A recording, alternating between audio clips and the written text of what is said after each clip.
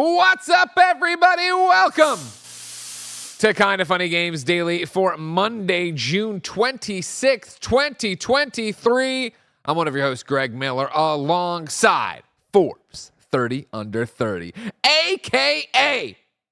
the OK Beast, a.k.a. Leftover Poppy, Blessing Adeoye Jr. Good morning, Greg. How's it going? It's good. How are you?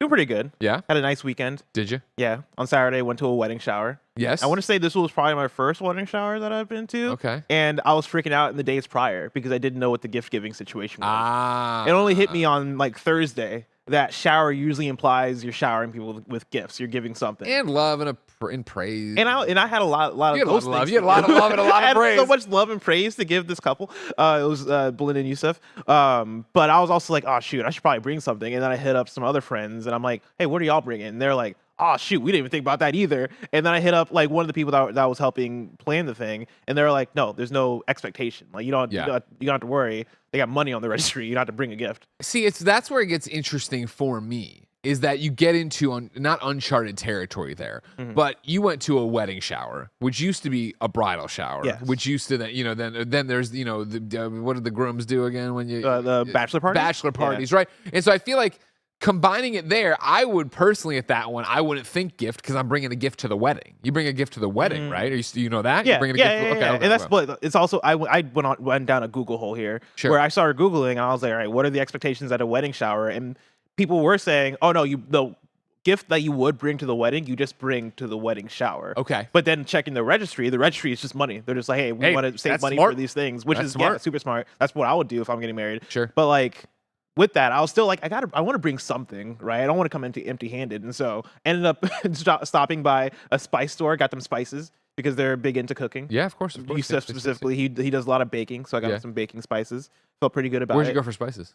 It was this place, Oaktown. Oh man, I was wondering if it was gonna be Oaktown. Yeah. And so, good stuff. Yeah, no, it was an awesome store, and they had like perfect gift boxes for that exact dummy. thing. You need to give somebody something. Like, you don't know what you're doing. Yeah, this is me staring at the wall, being like, oh, what am I gonna get? Do they need paprika? Yeah, and that's the thing is like Yusuf is like one of the best cooks and bakers I know. Yeah, right. And so I'm like, what does he have what does he have? What is missing in his repertoire that exactly? I can help? Like, is there anything I can give a man that has everything? Yeah. Turns out they had me covered. Good. The gift box. And so Excellent. did that. Went to the wedding shower. It was very lovely. It was very great. And then Sunday, just rested all day. Well, first off, let's not undersell the wedding shower, of course. All right. Now I was not there. I was in Napa all weekend long. Also wasn't invited, so it doesn't matter. But when I was spying on everybody via Instagram stories, of course, Belinda is such a huge Taylor Swift fan. A Taylor Swift themed shower. I learned a lot about Taylor Swift. I ran into Yusuf's stories first while I was up there in Napa drinking wine, and I immediately said, "Oh my God, this is amazing." Then I made sure to go to Belinda, hit her up, and be like, "I already told Yusuf, but this is incredible." Oh yeah, because the detail that was on there, that mirror they had with like the song titles of like them being friends, and then them, and like, oh my God, there were so many things with like labeled with like album names and song names.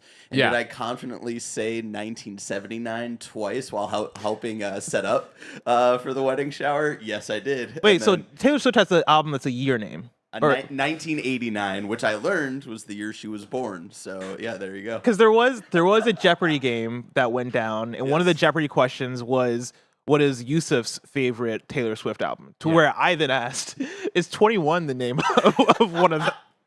And everybody was like, no, that is a song called 22. So I mean, like that. Oh, that's probably what I was thinking. Ballpark than 79. Yeah, you know what I mean. And I definitely got it confused with an Adele album. Hey, at least I knew it was a year. Okay. The easiest, since you guys are new to being Swifties, the easiest way to remember, of course, not for me because I know everything about Taylor Swift, but the easiest way for you would be that remember 1989. Taylor Swift was born that year, and Ghostbusters 2 came out. So if you need a little shorthand, you're never gonna forget when Ghostbusters 2 came out. Yeah. So if you just go off of that, you're all set. Good call. But it was a fun weekend. You also were dressed very well, as always. Thank you. You know that, I've had that shirt for a while. Yeah. I've always felt self-conscious about bringing that shirt out. Why? Because it just doesn't fit on me the exact way I wanted it to. Yeah, like it was a little bit loose, and like I like wearing clothes that are a bit better fitting. But I tried it on just because it felt like it was good wedding shower apparel. And you know what? I was like, you know what? I'm gonna rock this. I loved how surprised Blessing was when he saw me there. Yeah, for some reason I forget that we're friends with the same people. So I'm like, oh, Barry, what are you doing when here? He turned the corner and saw me. It was like, holy crap. Holy cow. I only see you at work.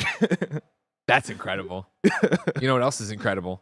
that we kind of know what's up with Perfect Dark. We kind of know why Alan Wake 2 is digital only, and we have so much more to tell you about, kinda. Because this is Kinda Funny Games Daily. Each and every weekday on a variety of platforms, we run you through the nerdy video game news you need to know about. If you like that, be part of this show by watching it live. Twitch.tv/KindaFunnyGames, YouTube.com/KindaFunnyGames. You can be in the chat, you can pop off, and of course, you could keep us honest by going to kindafunny.com/you're wrong and telling us what we screw up as we screw it up so we can set the record straight for everybody watching later on youtube.com/KindaFunnyGames and listening on podcast services around the globe each and every weekday. Of course, that's all well and good, but the best way to support Kinda Funny Games Daily, if you enjoy it, if you're here each and every day, is to go to patreon.com/KindaFunny.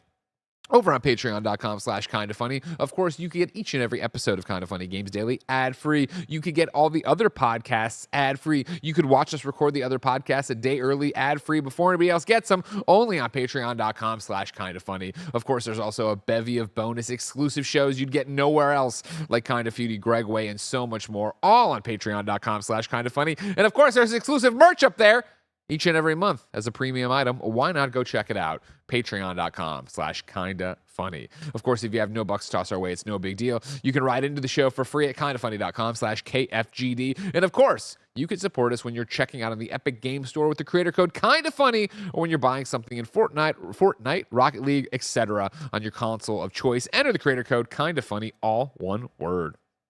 Housekeeping for you. Our Elemental episode of Pixar in Review is up right now. You can go check it out on youtube.com/KindaFunny. Of course, that's where we put all the entertainment content. You go over there, you say, what do these people think of this Pixar movie that I didn't even know came out? And you go watch it and you're like, what is Elemental about? And I don't know. Were you ever a Pixar person? Yeah, I mean, like, I liked Toy Story. I watched Toy Story as a kid or a young person. I don't know when Toy Story originally I feel like there's been and maybe this is just me being out the loop. Has there been a big Pixar drop off? Because these used to be events. Well, this is a big conversation You gotta that talk with Kevin. Kevin Coelho brought up, that the new CEO, or even though it's the old CEO, I think, of Disney, who said now, like, we actually really did them dirty, because during pandemic they put all the Pixar stuff out, and even afterwards they put them on to Disney Plus first, or solely. So then it kind of killed the momentum of Pixar being a theater experience, and now they kind of fucked themselves in that, apparently. But I have no idea how Elemental did this year. That's unfortunate. Nor do I care, because it's a cartoon. I think I saw people. Well, first of all, how dare you? But also, I think I've seen people not be as high on Elemental, or at least I've seen mixed reception. Because when it first came out, because I've been paying attention to the Rotten Tomatoes more nowadays, because we have the whole thing going on the Kinda Funny Next Gen I just podcast. like you were like, I just paid attention to Rotten Tomatoes now. Yeah, now. But like, it seemed like Elemental wasn't doing that hot, and it seems like it's now, after a little bit, has come back up, right? Yeah. But it's not like the slam dunk Pixar movie that I feel like we usually get. Who knows, man? It's a shame. See in the chat there, KLOT, I think Clot maybe, or Clot, asked if on Patreon the shows are live streamed or if they're VODs. They're both. So like KFGD, obviously you can only get here on the free things. Over there for all the other podcasts, though, you'd watch us record them live, and then if you missed them, you could show up and get them ad free that or two. Also, people in chat are saying Turning Red was great. Turning Red was great. I love Turning Red. But there was the one before that was like the last one in theater before pandemic. I think it was called Onward. Yeah. And I liked Onward. It was cute. But like, yeah, that didn't seem like the slam dunk Pixar movie that we used to get all the time. Like, Bless, I know, like, we're thinking about it in the last couple of years, but we have to think back to like Good Dinosaur and like Brave back in like the 2009, 2010 era. Like, I feel like it's been a little back and forth, and then they got back a little bit with Toy Story 3. They also had Lightyear though recently. Lightyear wasn't great either. Yeah. Yeah. A lot of love for Soul in there. I like Soul. Soul was cute. I Yeah, heard really good Soul. things about Soul. Yeah. I've still not seen it. What are you gonna do? Somebody said, Greg's disrespect for cartoons is upset, or animation is upsetting. I just think there's like great cartoons like Superman stuff, and they put that on TV usually, and that's a great place to watch Superman it. And not Spider-Verse. You think The most obvious What thing. about Jack Quaid, our friend of the show, of course, he's got the new Superman show coming up. Chris, he's Anka, also in enemy of the show. Spider-Verse. Chris, Yeah. It's just put him. Just I hate to get back on my soapbox, but we were so close. Movie theaters are on the ropes. You know what I mean? There's a lot of bad COVID brought, a lot of deaths. I don't mean to bring it all up, but we all know a lot of people died during COVID, and that sucks. They did. But the one silver lining was like maybe we can stop movies. Movies? Maybe we can stop movie theaters. Oh, And not God. like stop them, but just really suppress them. You know what I mean? Where it's like, all right, cool. There's a boutique experience if you want to go be an idiot like Tim and waste your time driving there. I fucking sounds bit like- the microphone. This sounds like a man who hasn't seen Creed 3 in theater. I've never seen a Creed. The magical experience. I've never seen a Creed. Never seen a Creed. Oh, they're really good. Yeah. They're very good. Have you seen a Rocky? Yeah, but that's the thing. Like, and mainly as a kid, I've never. I don't think I've ever sat down as an adult for a Rocky. You know what I mean? Yeah. Creed is worth it. Creed 3 is fucking fire. Also, a lot of good I like Michael theater Jordan a experiences. Mission Impossible: Dead Reckoning is going to come out. No. You don't want to watch that in theater? No. Remember, we're done with Mission Impossible. Wait, what does that mean? We boycotted. You and me boycotted. No, Mission not me. Impossible. No, I love Mission Impossible. You remember, it's like my of course. favorite action movie. You remember, franchise. of course. Now, here's like.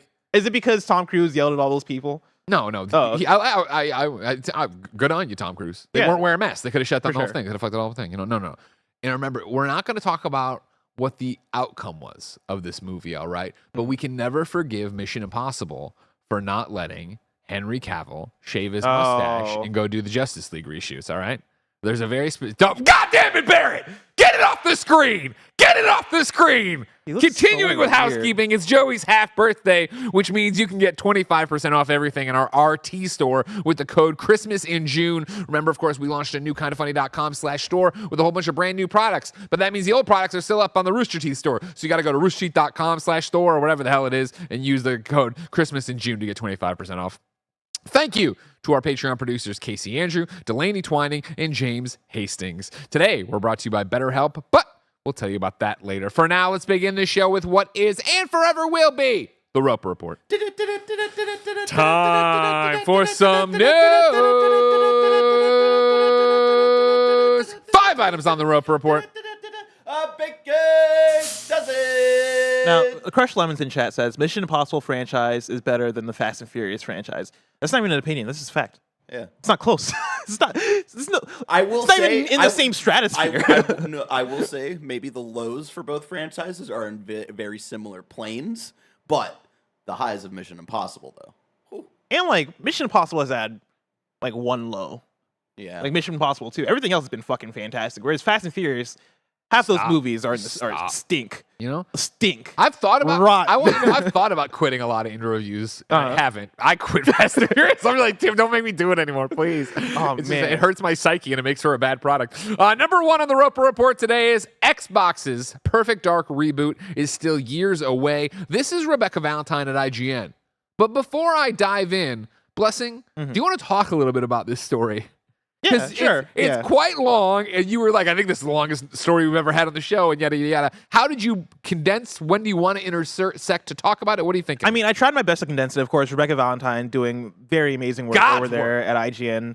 Like, she's been on the journalistic side of the industry for a while, right? Even starting with GamesIndustry.biz. But she brings a lot to IGN, especially the news stuff. And yeah, she did a deep dive into what's going on with Perfect Dark and Xbox and why Perfect Dark is still years and years away. It's a very long article. I recommend anybody go over there to IGN, give them the click, read the full thing because there's so much in there. Me and you, Greg, have both read the full thing. I've condensed down to like the first maybe like third of the article, Okay. and then I bullet pointed the rest just so we're not sitting here all day reading Of the full course. thing. But even for what I condensed, it's still a lot. go in there. read, go give the click, go Yeah. send Reb some love. Yeah. And so I say like, I can jump in up to bullet points, and then we can tackle Yeah. what we've done, and then go bullet points. let's do that. Sounds good. At the Game Awards 2020, Xbox unveiled a new game from its fledgling studio, The Initiative, a reboot of Perfect Dark. 3 years later, developer The Initiative is still, in many ways, only at the beginning. At the time of the trailer, created by an external CG house was shown, at the time the trailer created by an external CG house was shown, it was quote unquote very obviously way far ahead of anywhere the game was at, according to one developer who was working at The Initiative at the time. Quote, we hadn't even figured out any of our core game mechanics. We didn't even really know what type of game we were making, end quote. According to conversations with 13 sources familiar with the game's development, little meaningful progress has been made on Perfect Dark since that 2020 trailer. Why? The answer isn't glamorous, but rather wrapped up in the realities of game development. The project has seen roadblock after roadblock, with problems such as fraught code development partnership, a pandemic, technological challenges, an ongoing exodus of significant talent, and unclear direction from management, keeping the game in development limbo. And while a new partnership with Crystal Dynamics appears to finally be bearing fruit, multiple sources who have worked on the game recently say that Perfect Dark is still quote-unquote in the earliest stages of development, estimating that it is still roughly 2 to 3 years away from being ready for release. In the early days of the project, the overall mood was optimistic. Perfect Dark was an exciting IP that most were thrilled to be working on, first at the Initiative and then at Certain Affinity when the studio signed onto the project in 2019. As with any early development process, much of this initial work consisted of nailing down a clear creative vision for what the game would consist of, and then developing a core gameplay loop that is both supportive of that vision and fun for the player. Studio leadership was fairly clear from that early on that the Initiative's Perfect Dark would see a balance of combat and espionage elements that would ideally feel like playing through a James Bond or Mission Impossible film. The developers just had to figure out how to translate those memorable movie moments into video game format.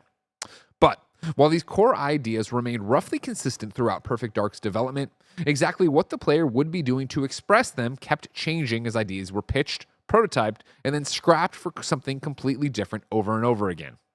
This process was expected at first as a fairly normal component of game development. But as Perfect Dark moved into its second and third year, sources tell us that the process began to drag on much longer than expected, as leadership's refusal to commit to any specific ideas or shape for the game began to frustrate both teams. One former employee, a woman, also expressed frustration both with the low number of female creative staff on the project generally during this time, as well as multiple meetings where male creative heads made insensitive suggestions that were difficult to push back on without more women in the room to support the potential concerns. An Xbox spokesperson offered the following response to this specific topic. Quote, "We are committed to addressing any and all concerns employees have in accordance with our company policies. We have been and will continue to encourage players to report workplace concerns when they have seen or experienced behavior that falls short of our culture, values, or policies. Employees can report workplace concerns in a number of ways, including anonymously," end quote. Among even more former employees we spoke to was the sense that the people in charge were unable to communicate a clear vision for the game they had so enthusiastically signed up to make.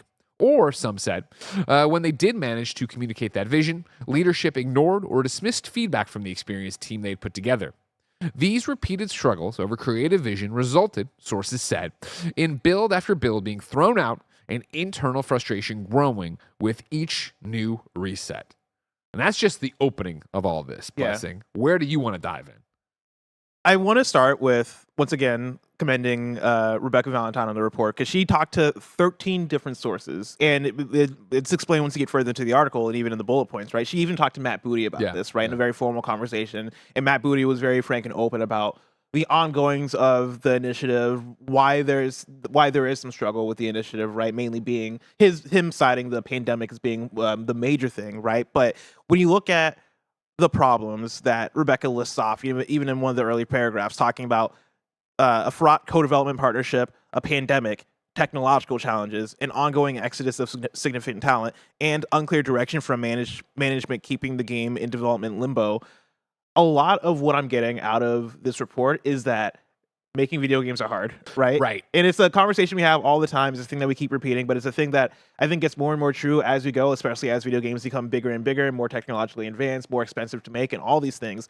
A lot of these things are just compounding, right? Where, co-development partnerships aren't an odd thing, right? That's been a thing that's been going on for the industry, in the industry for decades. When Rebecca Valentine gets to the weeds of, this was the back and forth between the initiative and Certain Affinity, and certain studios taking control of certain things, but then also like Certain Affinity bringing something to the table and it not working for what the initiative wants to do, right? And just pure disagreement on how those studios work together, and them not being able to find that chemistry, and how that things then get cut off, right? And they don't renew that agreement.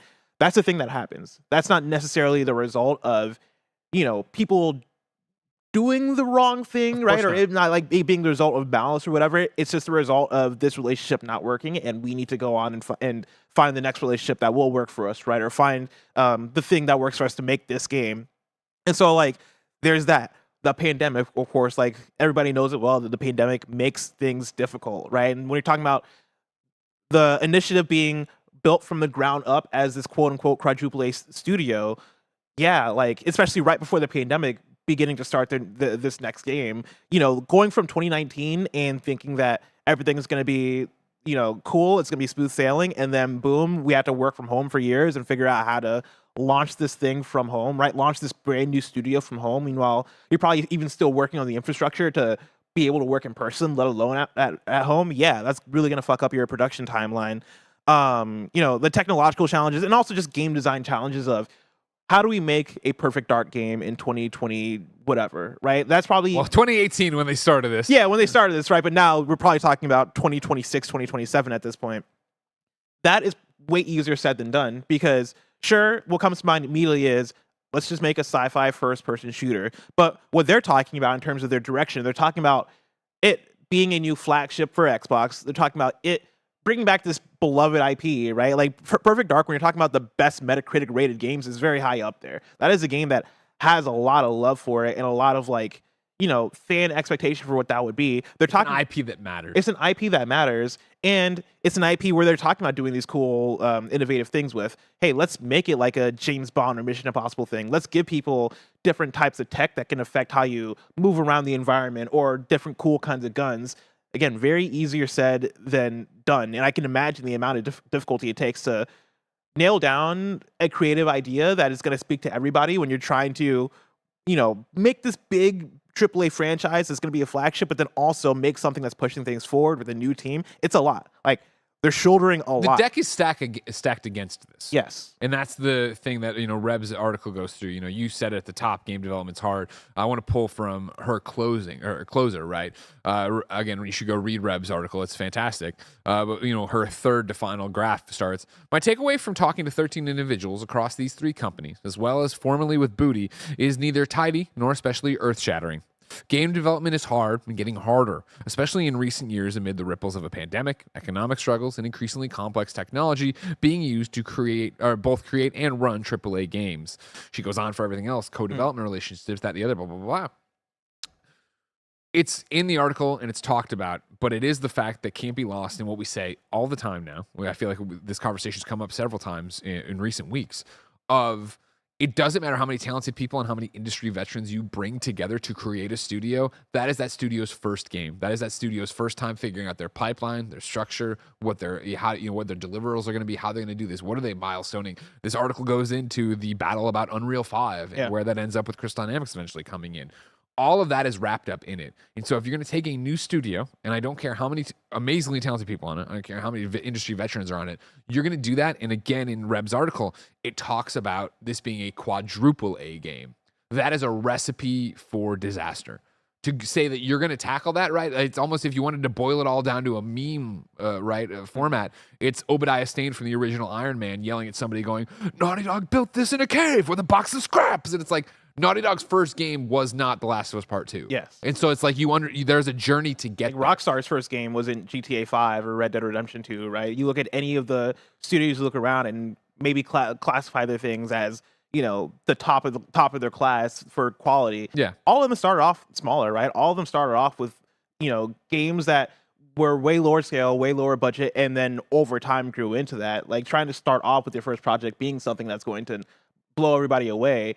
That's a tall order that might be damn near impossible when you're talking about what that means. What I hear echoing through this entire article and this entire conversation is a tweet that went viral back in 2020 from, at the time, Fanbytes, Jordan Mallory, if you remember. I want shorter games with worse graphics made by people who are paid more to work less, and I'm not kidding. Mm-hmm. Like, we are talking about starting a studio and saying, you need to we want you to go make a Mission Impossible, cinematic, quadruple. Okay, we might as well bury them under. It's like Spider-Man buried underneath the rubble, and it's such a Herculean effort to push yourself off and get all that off of your back. To do that, and then also create a studio at the same time. Right. Like the amount of work it takes to even just create a studio. You need time. You need resources. There needs to be a period where you're setting yourselves up, right, and then creating a game, and then creating a bigger game, and then going from there and growing. And again, like that is something that it seemed like they tried, and like I think it's worth going through the bullet points to bring us up to where we're at now. I can read the bullet points as you read the whole story. Go ahead. I'm not gonna So Certain Affinity and the Initiative employees told me that, and this is Rebecca speaking, told me there was a seeming mismatch between Certain Affinity's experience building focused, specific elements of clearly defined games as instructed, and the Initiative's desire to have a creative partner to bounce ideas off of. In 2021, Certain Affinity and the Initiative ended up not renewing their contract to work together. Perfect Dark Design director Drew Murray left the studio. The Initiative saw a 35 total departures. 35 departures in 2021. Just in 2021. And this goes back to the fucking quote: shorter games, worse graphics. Why people? If you and I'm not even saying people here. Mm-hmm. Game developers are game developers because they love to create, and it's publisher parent, and it's like, if you're gonna be in this thing gestating on this whole thing, and then you're gonna get to the point where your co-development partner, we're not gonna go forward with you. Fuck, this game's not coming. You can see the writing on the wall. This game's not coming out for years, if ever. Yeah, and that's like, I was thinking about this morning, right, as I was reading through this article of, man, like every now and then I think about how cool it could be to work on a game or make a game, and like reading through stories like this, because there are so many stories like this, I'm like, dude, if I ever make a game, I want it to be indie. And even that comes with its own set of difficulties, issues, all that stuff, right? But just how that sands you down creatively working on this thing for years and years and years and years. Like, this goes back to our conversation of how long it takes a video game nowadays, right? And is that a good thing? Is that a bad thing? What does that do to creativity? All that stuff, right? It is so hard to be creative and passionate about a project that you've been working on for 6 years. There's that, and then there's also on the AAA scale, when you're answering to so many people, you're answering to the studio heads, you're answering to the publishers above that, you're answering to Xbox above that, right? And like Microsoft being above that, there's this level of, I'm putting out this idea and it's getting shut down. And you're doing that for 6 years straight because there are so many cooks in the kitchen and so many hands on the project that are working on it. But I digress, right? 35 total departures in 2021 alone, according to LinkedIn. And Rebecca mentioned that like a lot of that is that like, the project just wasn't coming together, and it was the frustration of, man, like this is going nowhere. I want this thing to happen, but like, I'm getting shut down or whatever. Those types of things. To continue on with the bullet points, though, people leaving. This is right here. Yeah, people leaving mainly due to frustration at a perceived lack of forward momentum, exacerbated by more and more people departing. So it's this snowball effect, right? Yeah. In 2022, nearly 4 years after the studio was formed, Perfect Dark was essentially started over from scratch in Unreal 5. So just last year, started over from scratch in Unreal 5. Crystal Dynamics began to step in and take more and more ownership of the project. This caused disagreements and infighting. Embracer layoffs haven't affected Crystal Dynamics yet. Xbox has been remarkably hands-off. Matt Booty says that the studio struggles are a lot because of the pandemic. And then Matt Booty also says, and this is Rebecca Valentine actually interviewing Matt Booty. Matt Booty says the Initiative and Crystal Dynamics have hit their stride, and he had a full review of the game in May. And then according to Reb sources, the game is still an FPS balancing combat and espionage with an emphasis on spy gadgets, some experimental movement tech, and a focus on narrative. And a few things here. I think where that leaves us off in actually a pretty good place for the Initiative, Crystal Dynamics, and the Perfect Dark project, right? Like, Matt Booty being able to come out confidently, and this is props to Xbox for, again, being open and willing to talk about things, right? Him coming out and saying, like, yeah, the pandemic really created a lot of struggles for making this game in the studio. Whether that's the full story, like obviously he's not getting all the way into it for probably plenty of reasons, but I did appreciate, you Xbox has been remarkably hands off is one of your bullet points, right? That is one of the things one of the sources said, and Booty kind of refuted that, right? He said, quote, "I will chuckle a little bit at the hands off. The amount of time I've spent on the phone with Daryl and everybody at the studio is sort of the opposite of hands off, and the amount we've done down there." And then, Reb goes on to say maybe people who would like, if you're whatever designer level, whoever, maybe you don't hear from Matt Booty because Matt Booty is talking to the studio head. So I don't want to. I think it's interesting that Matt is refuting like Xbox is just like, let it burn. Yeah, whatever you guys do is what you do. Money doesn't matter. But yeah, both Reb sources and Matt Booty kind of talking about how like the game is kind of back on track. Or Matt Booty saying specifically that he had a full review of the game in May. I think that leaves us in a net positive place for Perfect Dark. Again, Xbox communication and how well they talk about their games, even in the wake of certain games not panning out like Redfall. And then again, Rebecca Valentine being a fantastic reporter and like Sure. being able to get this interview with Matt Booty on like in this same article where she's exposing a lot of what's been going on with this game that they've been working on for a while. Very impressive stuff here. And yeah, shout out to Rebecca Valentine. Shout out to Rebecca Valentine, indeed. The question I'm left with, of course, we talk about all this, the AAA studio, starting a studio, yada, yada. It's more the foolishness, I guess, of doing a CGI trailer for a game that doesn't exist yet. Oh my God. You know what I mean? That's like, a whole conversation. Yeah. Should this have been announced? No. Yeah. Absolutely not, right? Like, again, and I have to imagine Xbox feels that as well. Now, granted, hindsight's 2020. You're sitting there, well, yeah, okay, the game's not coming out, did not come together the way we wanted to, pandemic, yada, yada, yada.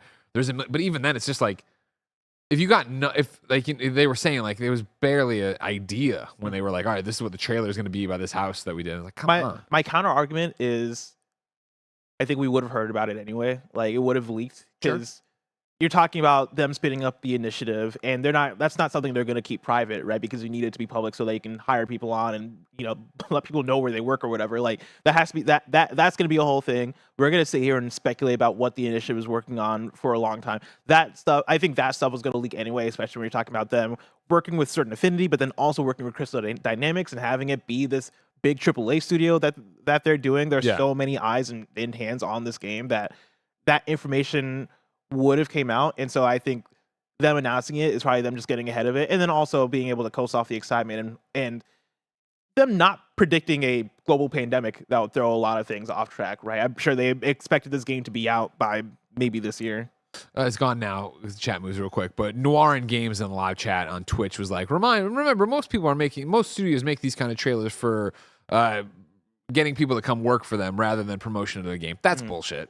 That's bullshit. I understand that can be a reason to do something like that. That's not the reason you put it in a showcase. That's not the reason you show it at Game Awards. That's the reason you make a fucking LinkedIn post. Yeah. That's the reason you go to GDC on the floor there and you have a booth that is, hey, we're hiring, and you can say, hey, we're hiring to make the next Perfect Dark. There's a whole well, like if you're Xbox and you are making the next Perfect Dark and you expect it to be this big thing, you're not going to put it on Twitter, like, because you're talking about. Well, they don't. Like, they rarely do. Is what I'm saying. Usually they do. Like, we're working on a quadruple A game that we're not going to tell you. Because like Splinter Cell, I believe Remake did that exact thing. We've seen it quite a bit with game announcements, and it usually is a blog post, a Twitter post of, "Hey, we're making Splinter Cell. Come work on it." Yeah. Because and I don't know how it is in 2023, but at least in the last few years, there's been that a desire for a workforce, right, for video games, like. It's been harder to hire people. It's a competitive market right there, right? Yeah, exactly. So there's been this desire to hire Remember, people. I mean,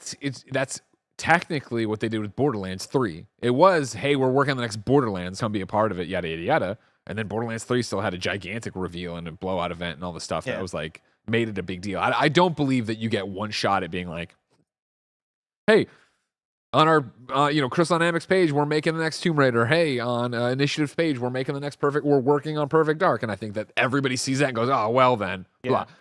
Then it just becomes that every Xbox showcase, we're like, all right, well, I'm predicting we'll see the trailer for Perfect Dark. And it doesn't happen. Like, what the fuck's going on with that game? But it's like, it's not an official announcement. And like, that is a weird thing of where video games, where we are as an industry right now, of what is the right way to do all this and talk about all this. If it was, hey, we're making the next Perfect Dark and we want to spend a whole bunch of money on an awesome trailer that's going to be a proof of concept, right, of like what the story is going to be, but we want it more to be about hiring people, then I think you do that trailer and you go, at the end of it, it is like, the initiative is working on Perfect Dark, come hire. Like, that's the messaging you do with it. I think we're getting closer to, for better or worse, and I think for better personally, the Kevin Feige MCU thing. Hey, everybody, here's the next 10 years of movies and dates and timelines and yada, yada, yada. We're getting closer to that. It's the messaging we're still not nailing. Mm-hmm. Where I think if you were to come out and do that, hey, that was the trailer for Perfect Dark. We are a long way away. That is, and it says come work at the initiative. They are working on it. It is, but you message that, you say that, you tell them why you're doing that, rather than put it out there, which is clearly to get us hype, which is clearly because they thought it was going to come along and get to where it needed to be to go out. Yeah, I'm on both sides of the conversation of when it's too early to announce a game, or like, should you be totally transparent? Like, should we be like the movie industry where you can talk about a thing at the start of its development, right? Like, hey, yeah, we're working on this thing. It just got greenlit. Let's immediately announce it, right? Let's go to the Hollywood Reporter or whatever to talk about it. Because I think the answer there is no, right? Say that again. The answer there is no. Oh, of like the amount, this is greenlit. Shuhei comes out. He's like, hey, I think we're decades away from that. Yeah, no, that's bad because games never make it out. So many games don't make it out of the crate. And that's exactly what I'm about to get to is the fact that I believe that the next Elder Scrolls game is going to come out because Elder Scrolls is a big IP and it's all that stuff, right? But like they announced the next Elder Scrolls game, what, in like 2019 or 2018? 2018. That game's like 6 years away, probably. Like we're talking about fucking like a 10-year wait for this game to come out, and like I don't know that I want that. Like I don't want to be waiting a decade for all these because games just take way longer to make than movies, right? And games I think also just have this uncertainty aspect of anything goes wrong and we're delaying this another 2 years because there's so many different moving parts for a thing that is like this technological like wonder that we're making here, right? Like that things get delayed, especially video games get delayed, and so I think that's where it gets difficult when you're talking about announcing a thing early like this. Yeah, but like I specifically for the Bethesda conversation right here, as you're talking about Elder Scrolls, we're talking about what was Starfield, obviously this whole lead up to it.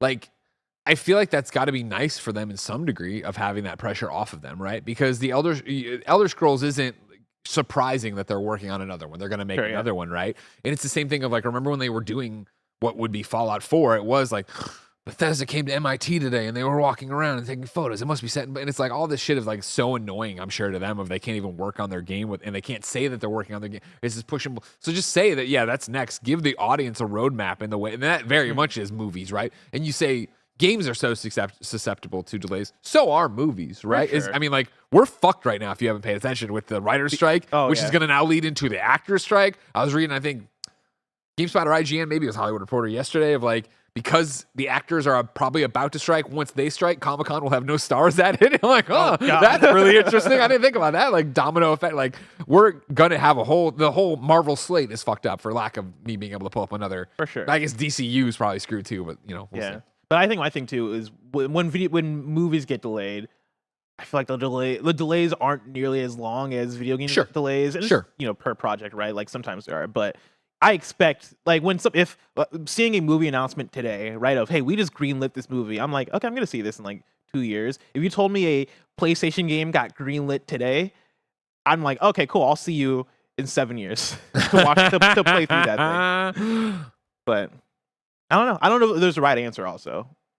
Like I think me and Tim have had this conversation before on the show of every project is different, and I think for video games the way it's got to be is that you treat every project individually where like it might make some sense in some regard to announce Elder Scrolls because people know that that's the next thing you're going to work on, and there's fans of that want to know that IP isn't dead, even though they should know that that IP isn't dead.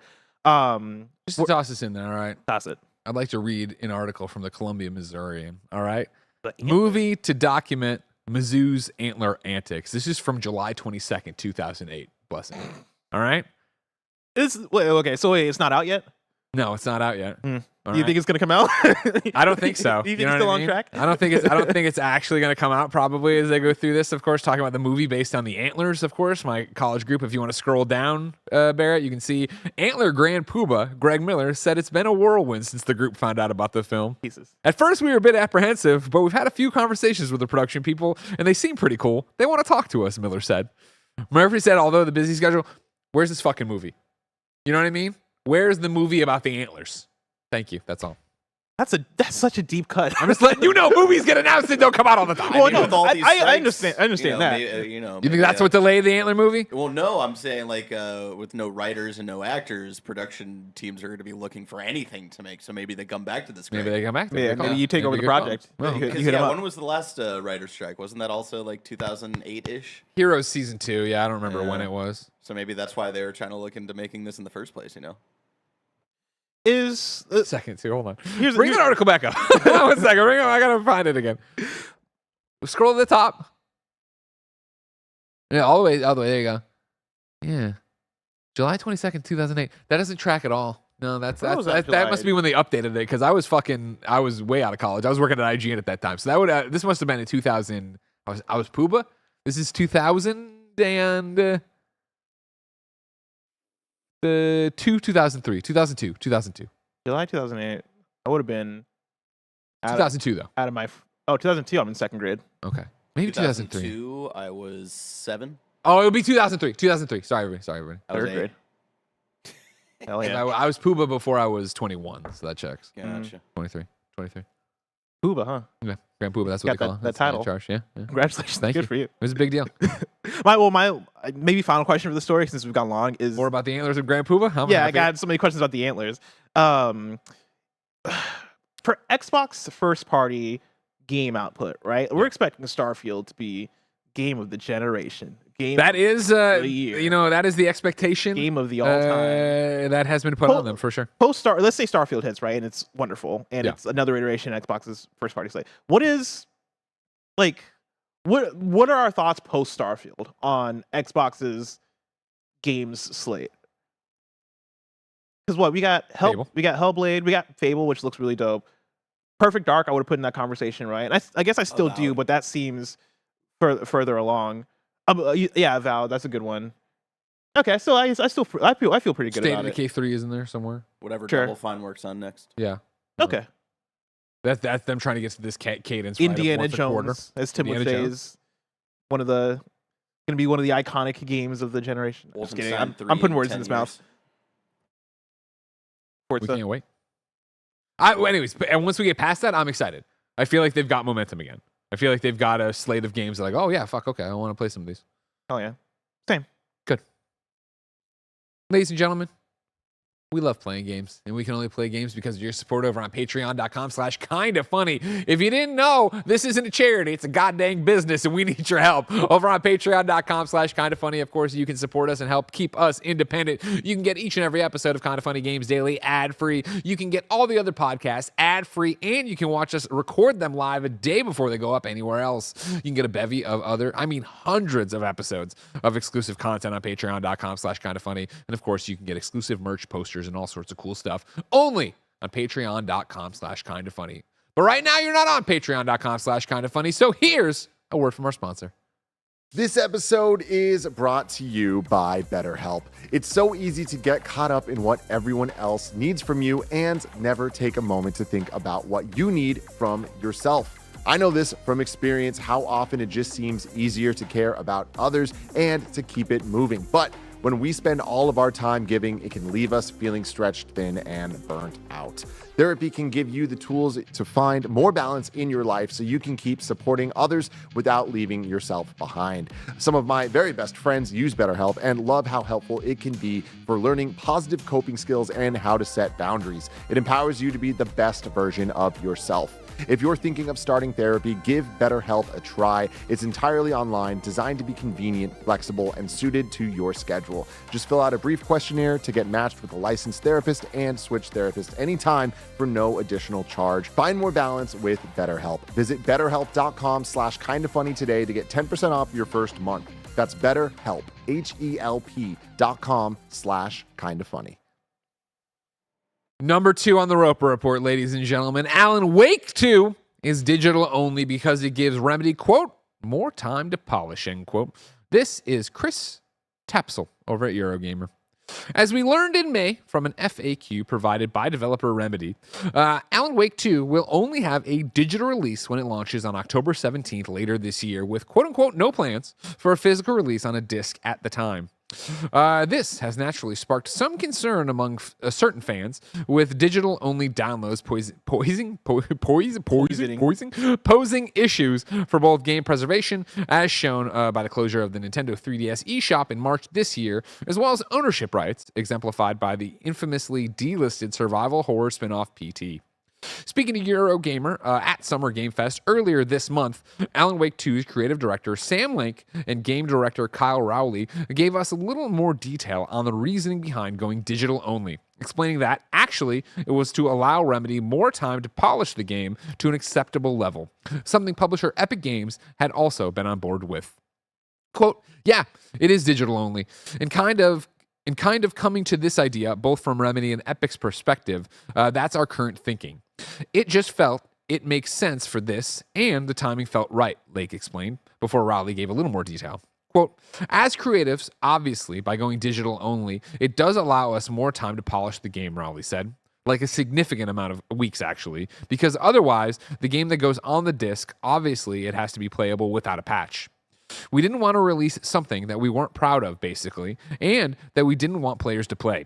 So hopefully, this way, we can give you a better version of the game, end quote. It's a significantly different reason for the one given in the original FAQ, which claimed that keeping to digital would help keep the price of the game down. Quote, there are many reasons for this, the FAQ said. For one, a large number of players have shifted to digital only. You can buy a PlayStation 5 without a disc drive and Microsoft's Xbox Series S in a digital only console. It's not uncommon to release modern games as digital only. Secondly, not releasing a disc helps keep the price of the game at $59.99. Finally, we did not want to ship a disc product and have it require a download for the game. We do not think this would make for a great experience either. End quote. Blessing?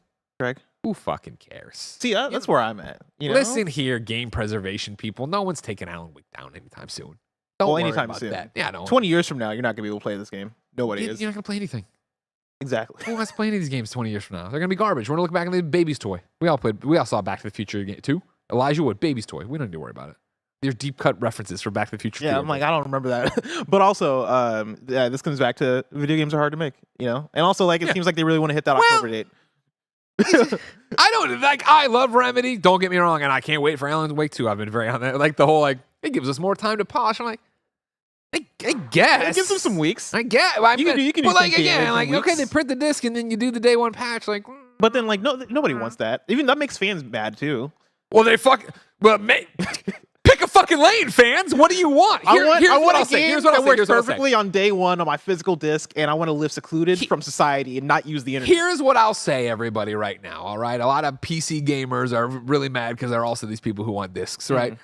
Everybody, chill the fuck out. This isn't a slow zone. I'm not doing a character. Everybody, chill the fuck out. Like, Remedy loves to put out special edition, Game of the Year editions, do different. You're gonna get an Alan Wake 2 disc at some point. Don't worry about that. Your heart rate go too high? Yeah, no, stop screaming, Greg. No, that's Siri. Calm down. Siri queued for something. Like, you will eventually get Alan Wake 2 on a disc, guaranteed, period. And then it'll be the best of both worlds, I guess, where it'll be, hey, it is a complete game, it's done. There is no patch to download. You just pop this in, and this is the entire game in the perfect world you want. And then, of course, people like us who just are in the future and live in the current day. You know what I mean? Because I'm not going to say it's like there's us up here. Yeah. Gods among men. Exactly. There's Gods among men. Gods among men, Bear. We're the Digital gods people. here. You're in here too, Bear. Any of the digital folks, you're up here. Gods among men. I don't know if I The digital men. We're ordinary men.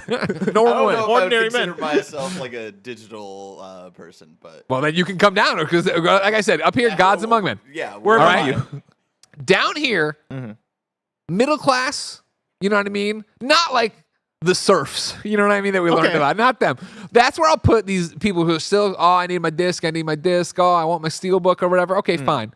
Below them, PC gamers. That now we're getting into if you're thinking of the barnyard, the PC gamer is the pig walking around wallowing in the shit. You know what I mean? Yeah. And then down in the shit, the people from Kansas. You know what I exactly how mean? they sound. That's exactly. So you got the PC gamers wallowing in the shit. The PC people gamers that are above the Kansas people. Oh, Kansas bottom Wow. of the barrel. Bottom of the barrel, Kansas people. Have I ever told you that my parents owned a pig farm back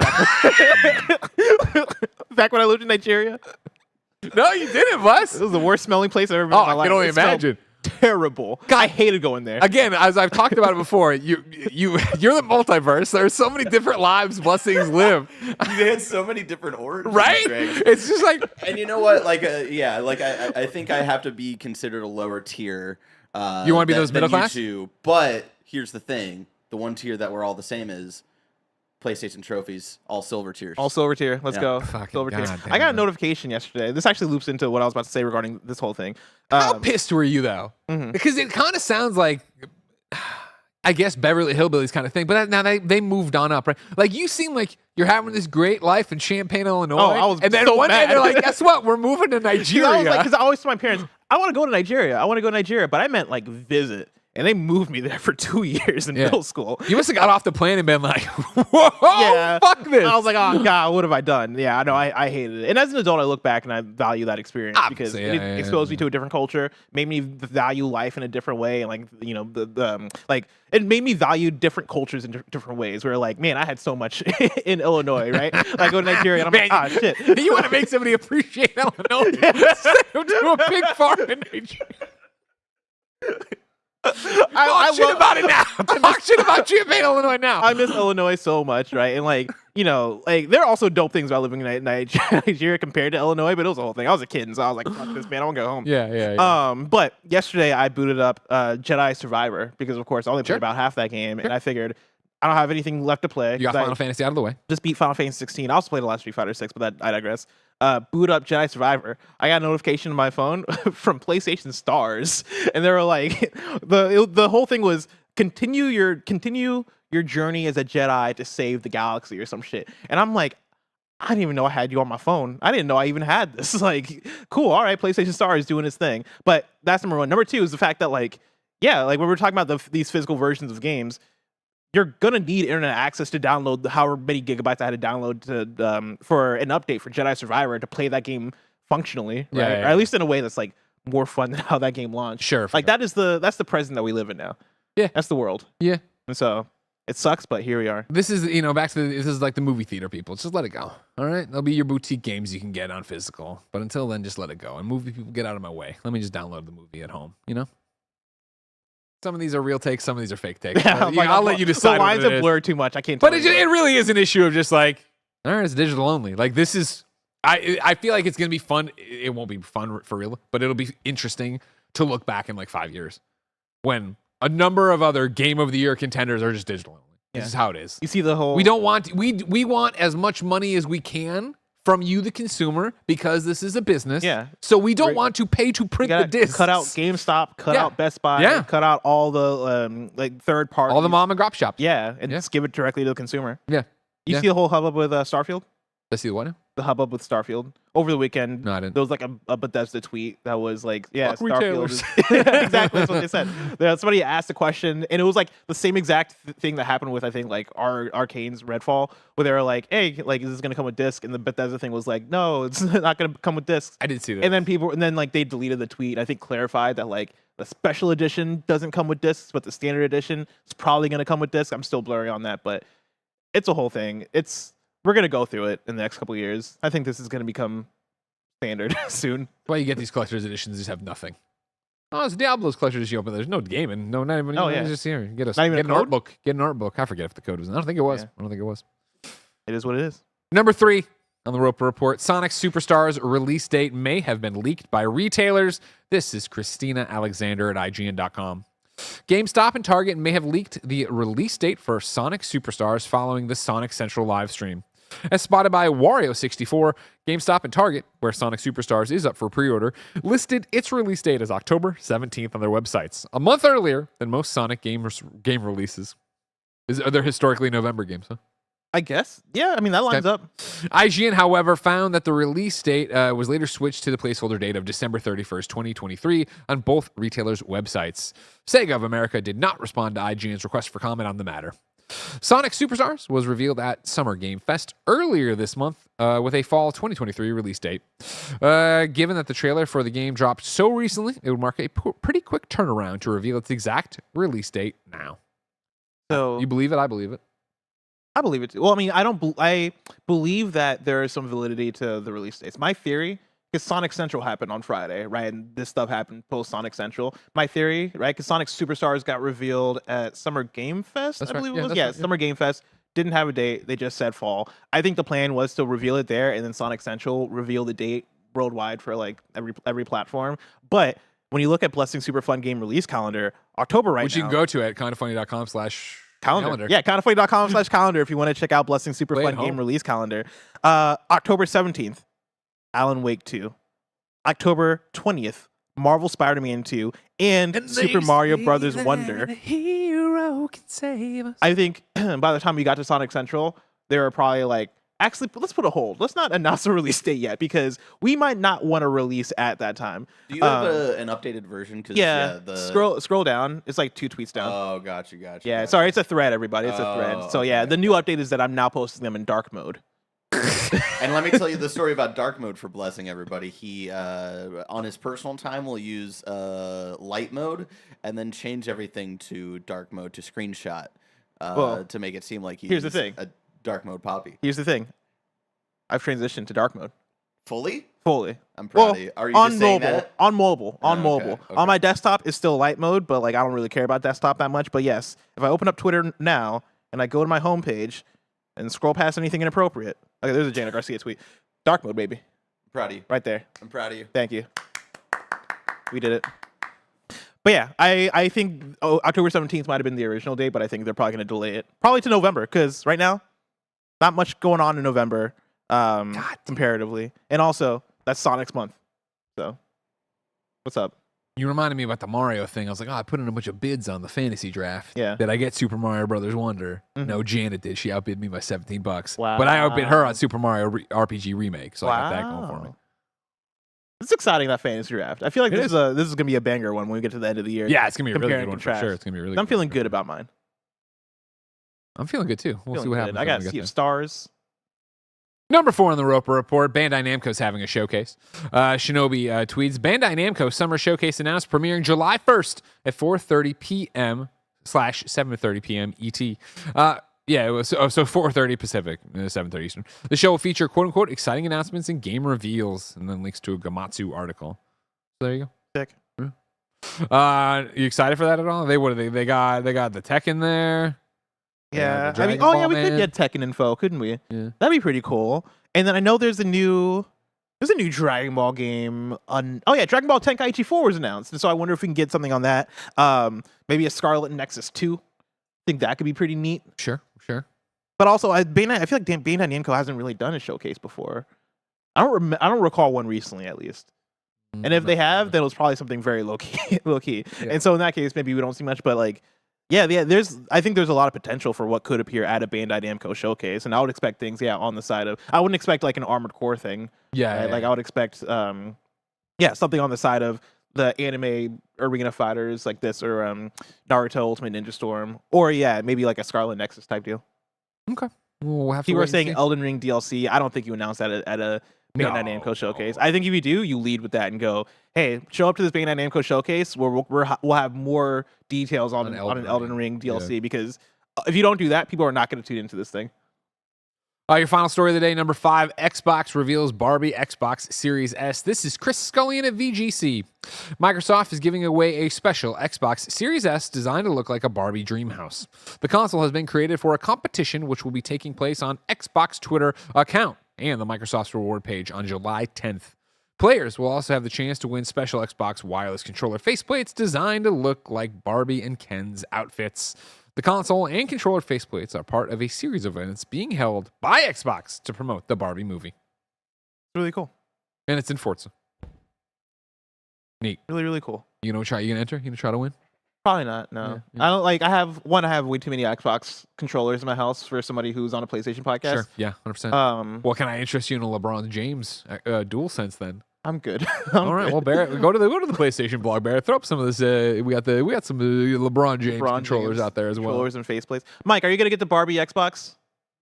Mike's not going to says get the no. Barbie Xbox. He says no to that. Oh, it was earlier today when I saw the press release for the LeBron James stuff. And I said, Mike, do you want the We've LeBron seen this James before stuff? too, though, right? And he said, Yeah. yes. And then he walked over and looked at it and he went, actually, no, I don't want this. So I like the symbols being kind of like repurposed into a crown in like the top left corner of the controller. yeah, Like, that's cute. That's cute. But yeah, this is, I don't know. It's whatever. Well, Blessing, I'm excited for the next controller/console collaboration. We'll see, but that's so far away. If I wanted something more immediate, say what came to the mom and grop shops, where would I go? We would go to the official list of upcoming software across each and every platform, as listed by the KindaFunny Games Daily Show hosts each and every weekday. Yeah. Out today, Kingdom 80s on PC. One Lone Outpost early access on PC. A little to the left, Cupboards and Drawers DLC, Mike. PC and Switch. Life Space Traveler on PC, and then Marvel's Spider-Man 2 Greater Together theme is now available for listening on streaming. Of course, coming right off the Game Awards 10-year anniversary at the Hollywood Bowl last night, where Tim Geddes was alongside a cavalcade. Did you get the FOMO like I did, seeing all that? For a heartbeat. Yeah. Where I looked at it and I was like, oh man, everybody's there. And oh wow, Jack Black singing Peaches. And then I was like, I still fucking hate concerts, so I would not have been like, I Wow, wouldn't even have like an enjoyed it. orchestra? Yeah, I probably You would. I strike still me as would've- an orchestra guy for I some was reason. playing games last night, so I was much happier Yeah, playing but you could have games. experienced games last. I've experienced them before. I've seen video games live, all right? I went and saw Yeah, but Jack Black is there. Peaches, his Peaches, Bowser Peaches, little- Peaches. Outfit too. Spider-Man 2 themes being played. It was an awesome show. Like, it looked incredible. But it was one of those where I was like, I'm happy this is happening for everybody who really cares about it. Like, that's really into it. And it was cool to see, like, Insomniac had a huge group of people there. I don't know if they were wearing the new Spider-Man shirt for Spider-Man 2. You bet your ass I was all on, oh, wait, where's mine? You know what I mean? I still wear my red one. Where's my black one? Give me my black one. And then, of course... Well, that's for the crew only, Greg. You know. Yeah, we'll see about that, Barrett. We'll see about that. Then, Troy Baker was there. Neil was there. Gustavo was there. Crash Bandicoot was there. I don't know what Carl the- was there. Carl was there, Yeah. which blew my mind. That's when I was like, oh shit, I should have gone. But also, I think it might have been Spider-Man, but I might be wrong on this. One of the songs had like, maybe multiple of the songs, had a lot of fireworks going on, like a fireworks show. And I was like, this looks fantastic. And I think it might have been Spider-Man. You saw that? That's the new Game Oh, that was Awards the new theme. Game Awards theme. Was there an old Game Awards theme? Was this? I didn't know Game Awards had. The I didn't realize Game Awards was doing themes now. You watch the Game Awards. New dates for you. Johan, the Parhelion, Blaze of the Deep Blue is out on Xbox and PlayStations and Switch and PC November 16th. Wolong Final Dynasty Cross Naraka Blade Point collaboration launches June 29th. Domain 9 Sector, the next major 3.0 expansion for Tower of Fantasy, is launching June 27th. And then LeBron James PlayStation 5 DualSense and console cover go up for pre-order on June 29th via PlayStation Direct. Deals of the day. We said at the top of the show, we're putting here too. It's Joey's half birthday, which means you can get 25% off everything in our old Rooster Teeth store with the code Christmas in June. Go over to the Rooster Teeth store, click on the Kind of Funny tab, and there you can go get the deal there for old store. I love how we're doing this for Joey's half birthday, but it's also Tim's actual birthday this week. Yeah. Your birthday is soon too. My birthday is in 6 days. Maybe the code then will be Blessing's birthday in 6 days. You never know. That'd be It pretty is. cool. That'd be pretty cool. You have my permission. Oh, wow. Yeah. Of course, we ask people watching live on twitch.tv/kindoffunnygames and youtube.com/kindoffunnygames to go to kindoffunny.com/you're wrong and tell us what we screw up as we screw it up. We have 2 so far.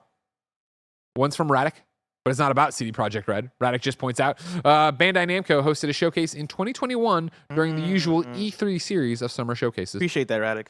And then Kebab says, the Game Awards theme was composed for the 2018 awards. Starting in 2019, it plays at the start and end of the Game Awards orchestral medley at the end of the show. I don't believe that. This is what I'm always talking about, where it's like, I talked about it with Final Fantasy, listening to you guys talk about your Final Fantasy review, and like, Michael Himes like, oh, dog, and then this, and he talked about some song that popped up, and he started crying because he remembers it from when he was like 4 years old. And I'm like, No? if it ain't like the Superman theme or the Ghostbusters theme, I ain't remembering any music. Dude, themes are great. I love themes. I guess they're fun. I loved themes on my PlayStation, but you know what happened to them? Rest in peace. Ladies and gentlemen, this is Kind of Funny Games Daily. Each and every weekday on a variety of platforms, we come to you with the nerdy news you need to know about. It is Monday, which means you have a whole week of shows coming up, and it's a Greg week. Tuesday, it's me and Blessing. Wednesday, it's Blessing and me. Thursday, it's me and Tim. Friday, it's me and Blessing.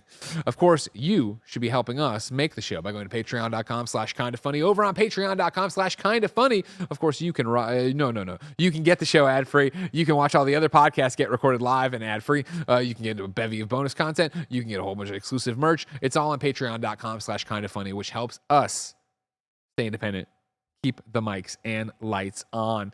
However, if you got no bucks tossed our way, no big deal. Use the Epic creator code KindaFunny when you're checking out of the Epic Game Store or when you're on your console in Fortnite, Rocket League, etc. Go to youtube.com/KindaFunnyGames, of course. Watch the show there. Like, subscribe, share. Of course, you could also get on podcast services. Of course, you could be watching live on Twitch and YouTube right now. And if you are, that means when we sign off and handshake, we'll go into a little post show where Michael will read the YouTube super chats and ask us some questions. But that's only available on the stream and the VOD. So for now, ladies and gentlemen, until next time, it's been our pleasure to serve you. terrible handshake on my part. I don't know what happened Hello. Terrible Greg Miller handshake there. You hate to see it.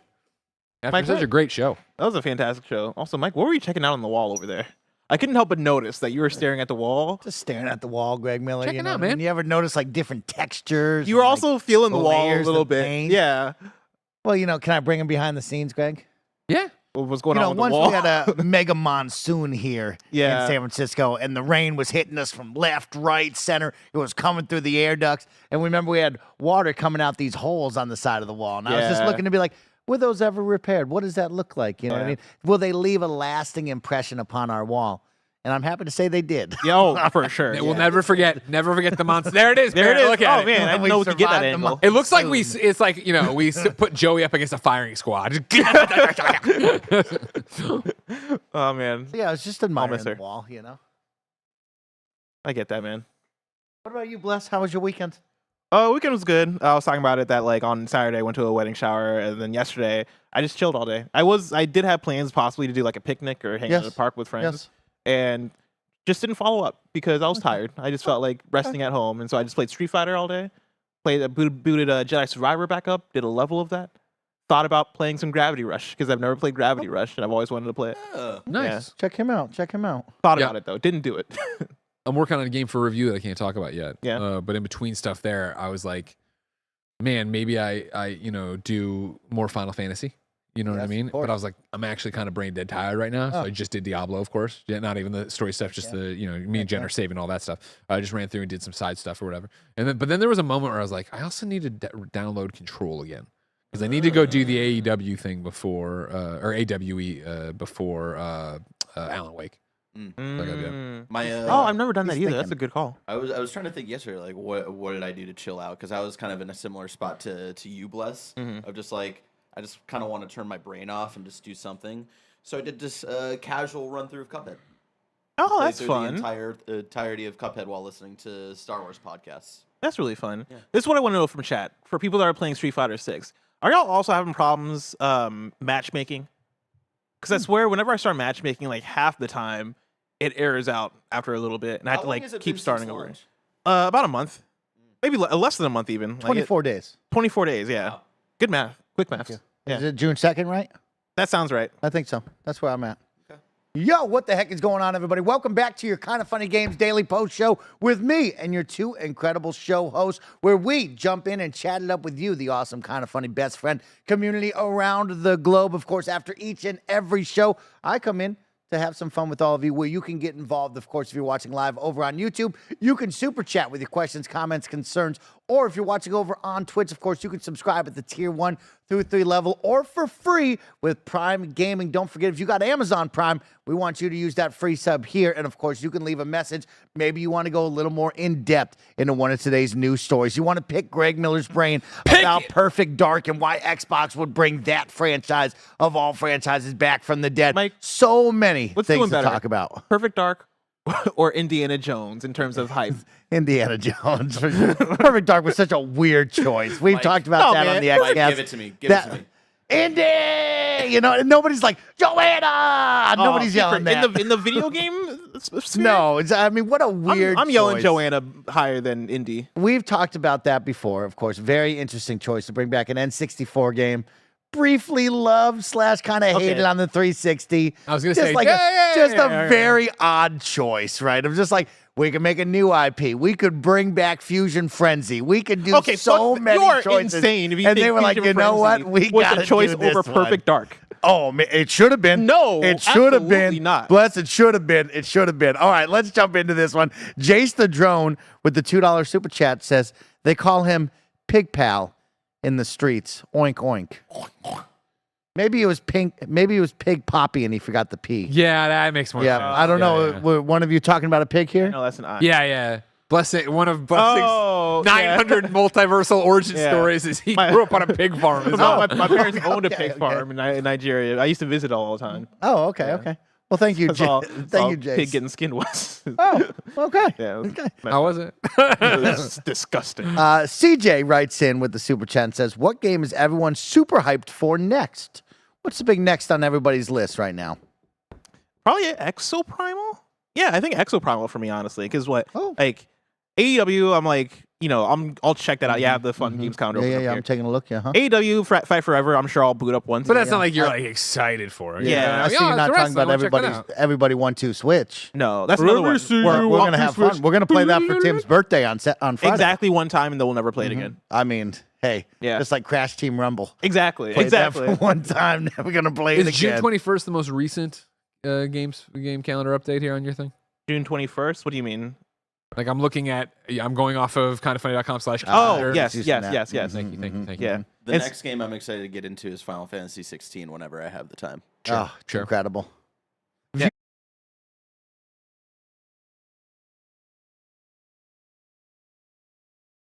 Before does nothing for me. Don't care. You don't act like you care. But, Remnant from the Ashes 2?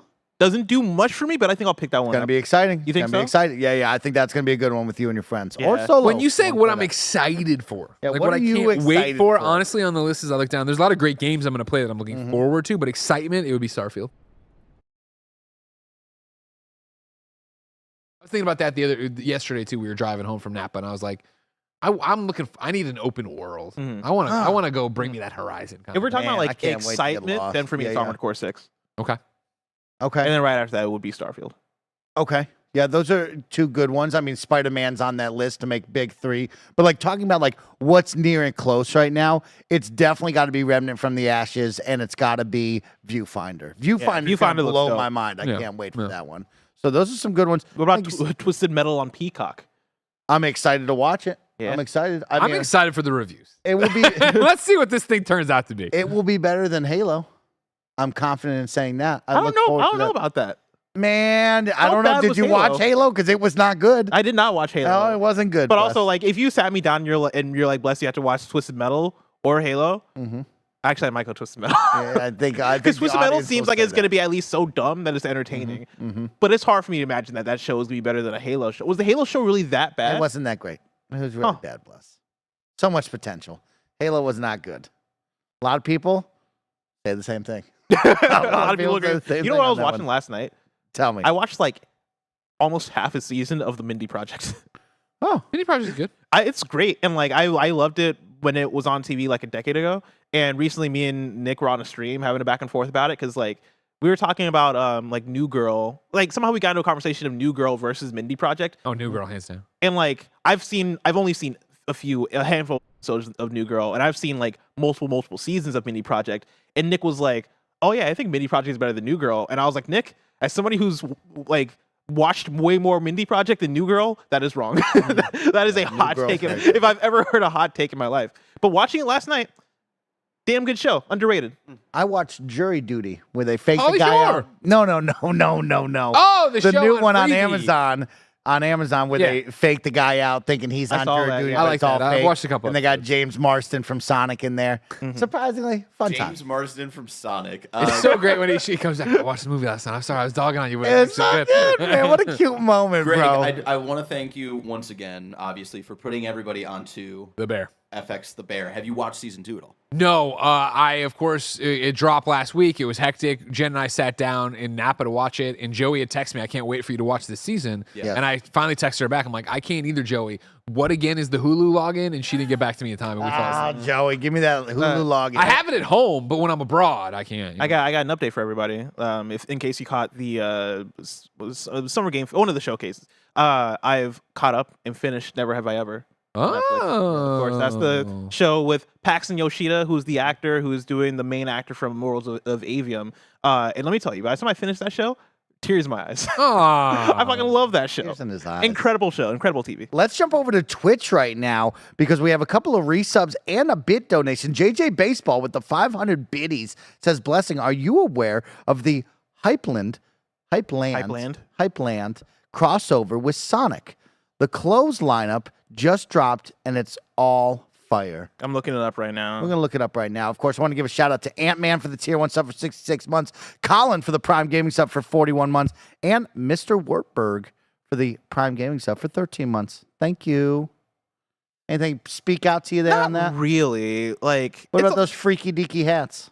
with the chow on. No, the bucket hats. Oh, these bucket hats. No, I hate these bucket hats with a passion. I don't know Okay, why you they don't would do like the something like bucket this. hats, Greg. These bucket Can't hats confirm. like 'em. fucking Not gonna wear them. Hype terrible. land. Maybe let's elevate the hype here. yeah. You can never catch me in a crochet bucket hat. Yeah, it's crochet. It's crochet. Yuck. Okay. That's what I have to say. Yuck. Okay, we're not vibing Ooh. with this lineup right now. Oh yeah. Yeah, Oh, right. Like man. who's wearing this? When you're like these bucket hats are terrible. It's like how bad can it be? Yeah, like who's like that? Especially with Sonic on it. that's terrible. That's another level of I am. I like the far I away like the from blue that. and white one. What about these hoodies though? The hoodies look nice. I like the Sonic hoodies. Metal. Yeah, but looks it's cool. not hoodie it's not hoodie season, bless. Remember that it's not hoodie season. What do you mean always it's not hoodie hoodie season? in It's not fucking hoodie San season. Francisco. We're in the Bay Area. It's summertime. It's You're summertime. wearing a hoodie right now. It's summertime. You can't everybody. say It's that while summertime. wearing a hoodie. In San Francisco, it's like maybe 58 degrees and foggy outside. It's Currently. always hoodie season in San Francisco. 53, mostly cloudy. If he says no, then it's no. It's man. not. It's summertime. I'll be T-shirt honest. Season. Nothing from this Hypeland collaboration is speaking to me. What a weak collab. Yeah, I don't think I'll rock any of this. Elevate your game. Let's go back over here to the YouTube side of things because DJ Kento, of course, wants to know if anybody binged season 2 of The Bear yet. Greg will be on it. He'll let you know all about it. Cozy Bear writes in and says, this past Saturday was St. Jean Baptist Day, which is basically the Quebec equivalent of the 4th of July. Did Jen do anything to celebrate it? No, I've taken her and I brought her and made her an American person. She'll never remember your ways. She'll never remember your ways. Yep, uh-huh. Saint Jean Baptiste. Ooh. Well, of course, 4th of July next week, so, we know where we got to be. But thank you. Tyler B. writes in and says, love you guys. Greg, have loved you since IGN. Are you watching Money in the Bank? Now that you're a WWE superstar, Greg Miller versus who? Dream match. All right, so you're loading a lot in there, and I appreciate it, and I like it. So let's start by going a little bit, as I call, back in time. Back in time. We're going to go to 9:31 in the morning today. When I slacked my wife this, Okay. can I have Mike over to watch WWE Saturday night? We can ask Lucy if she wants to stay for that too, because Lucy's coming to go into the fair. Oh, with us. wow. If you want to Okay. go to the county fair, you can go with us too. or County whatever. Fair this Yeah, weekend yeah, for 4th of July yeah, weekend. Yep. Gonna be a good time. But that's my thing, Mike. Do you want to come over Saturday night and watch Money in the Bank? Who's our 4 in the bit? Who's our 4 in the arena? You got LA Knight, Logan Paul. Oh, yeah. Who's rounding out the match? Who's in the match? Who's headlining this match? Does that matter for you? I mean, I'm more excited. Honestly, I'm way more excited for Cody versus Dom. I think that'll be a lot of fun. Versus XCOM Dom? Yeah. Wow, that's crazy. That's a good matchup right there. Yeah. For real. Yeah. Oh, con. XCOM Dom. Not XCOM, the video Yeah, I game. thought Yeah. XCOM too. I was like, oh, that's a XCOM weird Dom gimmick. is really battling Cody. Yeah. For what reason? Oh, they've been going back and forth for a while now. They've been jawing at each other, jacking This each poor other. guy, Cody.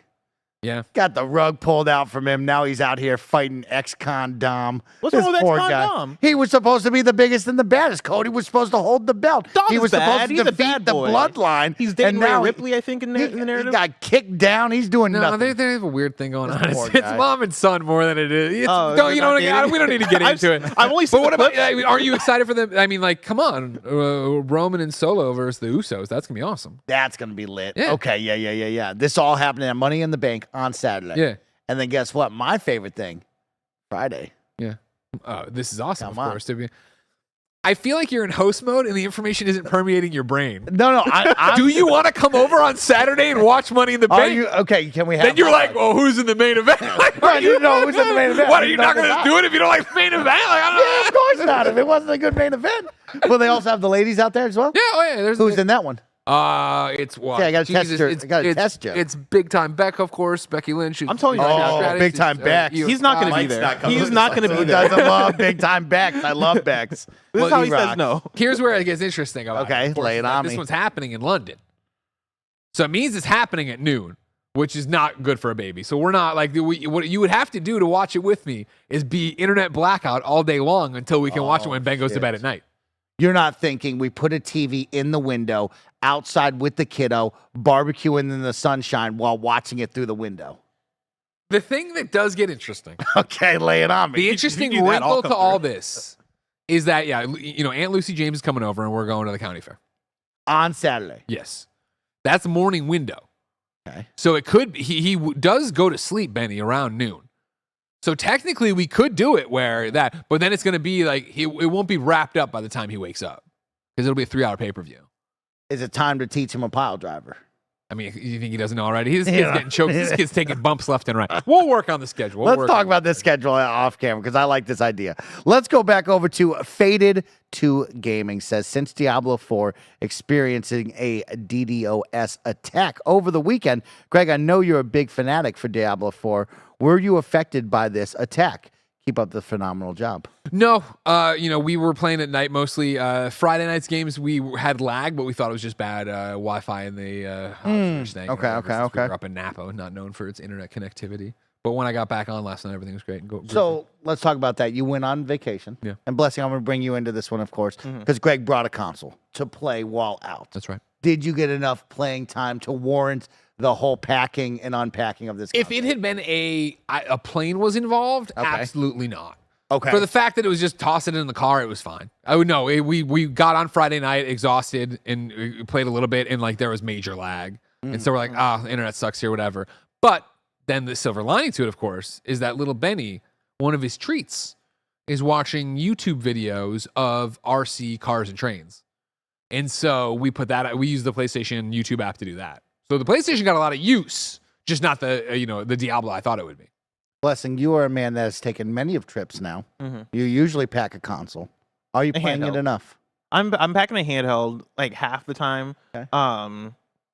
To find enough, because like sometimes I'll get a sesh on a plane, Yeah. or maybe like for Zelda, right? Maybe like before bed, I'll bust out that and play a few shrines, and usually that's good enough for me. Like, it's not that big of a hassle to bring through a Switch or a Steam Deck. Really, it's the risk that's there for me. I really don't want to lose this thing, right? And so, yeah, like it's usually fine for me. It's usually a good move as opposed to a bad one.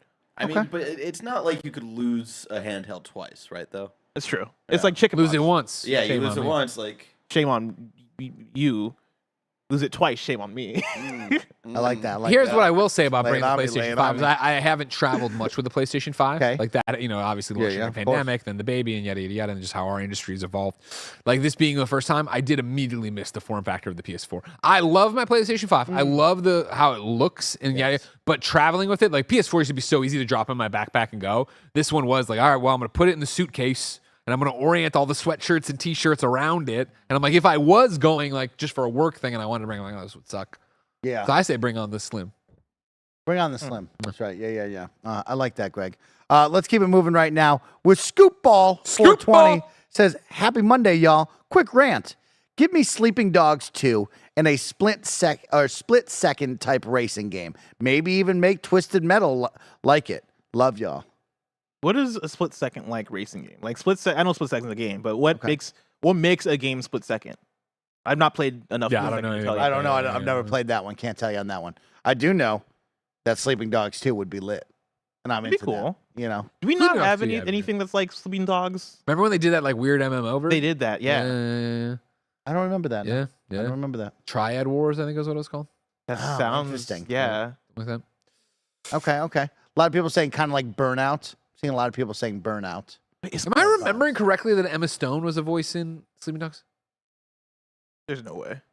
He's gonna look that up. He's gonna go. I'm looking up split second because I might have actually played it. We're looking up Split People were Second. saying like Burnout. Yeah, I'm no, like, nailed it. oh shit, I might have played this game. Yeah, I Okay. played a little Yeah. bit of split second. Emma Stone lent her signature voice to minor character Amanda Carter. Her signature voice. Don't Don't get me wrong. No, It's she an has a signature iconic- voice. I don't know if that was just the I quote don't from the know first about fucking that. article No, that came it's out. iconic. I don't know about I that. stand by. She has a signature One week voice. from now when he forgets, I'm gonna play a voice. And it's like, Who hey, is No, it? do it. It's Bless who? who? Yeah, Bless black guy who with is the voice. this? It's Who is this? raspy. I know Emma's voice. Sleeping Dogs Emma Stone voiceover trailer from Game News 10 Here it years comes. ago. Here it comes. Get Yeah. ready. It's raspy. Trust me. The silo and one's the dilo. So one Okay, is the sir. little brother and one's the big brother. Try that shit on Son on You territory again, and I'll break both your. Like a date. Sounds good to me. Everyone thinks it's so cool that I get to do a video game. They're like, really? Maybe You get to raspy's do a not the video right game? word. But yes, that's It's the like signature super voice right there. sexy time. You know, you're really sweet, but now's not the right time. The signature voice, Blessing says. Let's go to Luke They got a lot of Jones. stars. I was for going to that. say, they got Falcone there, right? From fucking Batman. Batman Begins. Luke Jones writes Fake, in and says, like a dog. After listening to last week's PS I Love You XOXO about Metal Gear 4 being locked to PS3, are there any games from the PS3 we need access to? And no, the PS streaming doesn't count. Oh. Personally, we need Infamous stats. Yeah, I've said that. Yeah, I want an Infamous Collection remastered. That'd be dope. Okay, I like that. I think. The Ratchet and Clank games. Oh yeah, the Ratchet and Clank games would be dope. Yeah. To get repackaged. Aside from that, like I can't really think of much that I would care for. Like I guess like Resistance or Killzone, but I don't care. Kill zones. Yeah. Yeah. Okay. Okay. Yeah, nothing special Sure, on that. yeah. Okay. Cat I'm Princess. vibe with that. I'm vibe with that. Again, old game's old. Let's move on, you know? Old game's old. Let's move on. James Moore writes in and says Oreo oration for the new Super Mario cookies. I saw Question that. mark? It seems like they're going to be hard to get or whatever. I kind of just, the Oreo-ration now is usually a Patreon thing. Roger brought me in the cotton candy Oreos I haven't done. I got those ready to go. But now it's the big question. What'll happen first? Will we do the Oreo-ration or will I get so hungry for Oreos I end up eating them? It's happened before. You're going to want to eat them. Yeah. There's just so much going on. I got Or other you things want to to- get to them before Well, Nick boost. gets to them and puts Nutter Butters in there. I fucking hate Nick. Luis 9000 with a Prime Gaming sub for 22 months writes in and says, Greg, do you ever, I'm sure is what it means, do you ever see Kind of Funny being as big as IGN? Or would you want Kind of Funny to be as big as IGN? Well, it's an interesting question. Sorry, something. What? You see, there was... Yeah, I get it. I know what we're getting at. What are we getting at? Oh, it's just like sometimes I read This is things, I'm like, the way they I'm like, said oh, it. The way okay. they wrote it was weird. Yeah. Do you ever see Kind of Funny being as big as IGN, or would you want Kind of Funny to be as big as IGN? Okay. But I think the want is what I get hung up Yes, on. the What I want. want is The what's want. best for Kind of Funny, and what I want is what's best for Kind of Funny's employees, both present and future. So if it was that all of a sudden somebody came in with a bunch of VC money and wanted to do this thing, and okay, well, but like obviously if that was the right call for the company and the studio and us and the programming, then sure, let's go do it. Do I ever see that happening? No.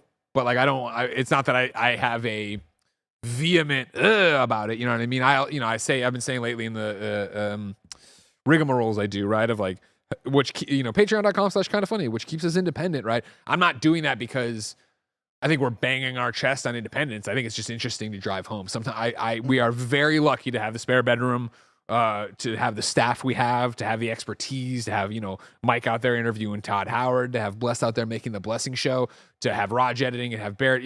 The list goes on of everybody out there making a product that is so high quality that I often see us get lumped in with GameSpot, IGN, and Kind of Funny, which is awesome when people do it for the good reasons.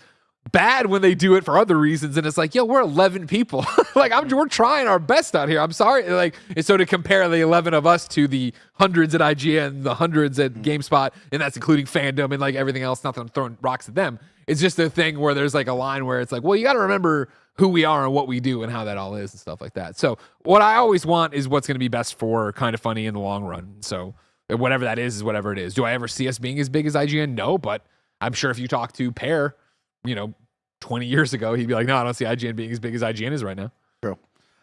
Keeping it going right now, CJ writes in and says, is anyone here interested in Project Q? Me Yeah, baby. I'm interested in Me. it. Big remote play person. I use remote play almost nightly at the house. I'm excited to have a device that has a bigger screen that's built just for it. Steam Deck's been great, but I've found that I don't like the Steam Deck sticks that much. So then I go back to my Backbone controller, but I feel like my Backbone controller, for some reason, the iPhone is, I assume as a complete moron, is doing so many things at once that'll lead to a stutter here and there with remote play where Steam Deck doesn't, where there's the Wii U tablet.